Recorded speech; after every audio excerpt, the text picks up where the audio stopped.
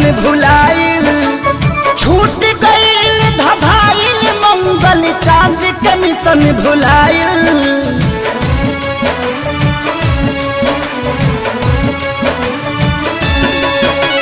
छूट गईल धभाइल मंगल चांद के मिशन भुलाइल। कुदरत के आगे देखा विज्ञान भी बौना हो गईल। भगवान के हाथ के कठपुतली इंसान खिलौना हो गई।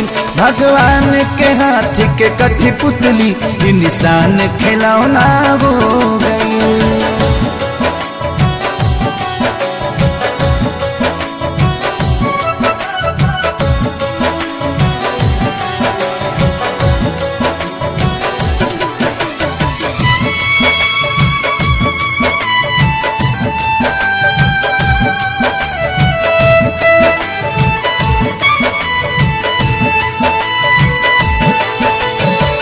कर धन के ऐठल घर में बैठल बैठल मेट गईल। बड़का बड़का वीर भूपति के विपत्ति से जब भेंट भइल।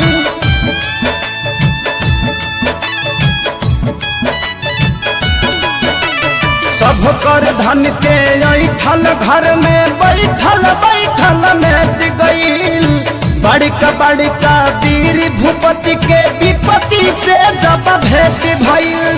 त्राजिमाम जगत में भइल जब काम घिनौना हो गईल। भगवान के हाथ के कठपुतली इंसान खिलौना हो गई। भगवान के हाथ के कठपुतली इंसान खिलौना हो गई।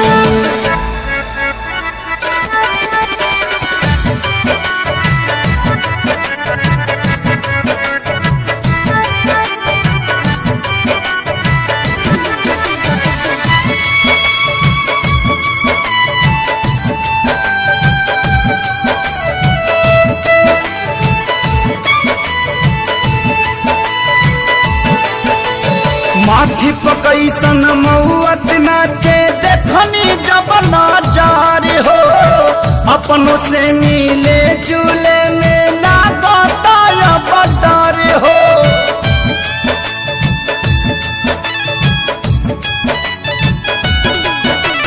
माथी पकैसन महुअत नाचे देखनी जब नजार हो। अपनों से मिले जुले में लागता बदर हो। एक किलो के रह के भी अलगा बिछौना हो गईल। भगवान के हाथ के कठपुतली इंसान खिलौना हो गई। भगवान के हाथ के कठपुतली इंसान खिलौना हो गई।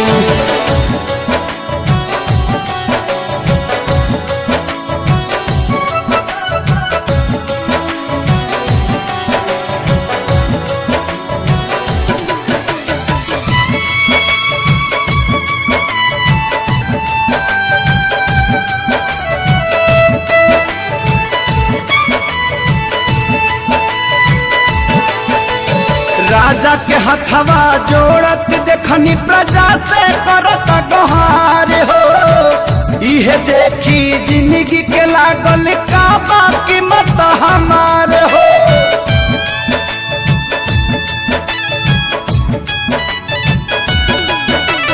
राजा के हथवा जोड़त देखनी प्रजा से करत गुहार हो। इहे देखी जिंदगी के लागल का बाकी मत हमारे हो। हलचल खेसारी धनंजय प्रभारी एगो किरौना हो गईल। भगवान के हाथ के कठपुतली इंसान खिलौना हो गईल। भगवान के हाथ के कठपुतली इंसान खिलौना।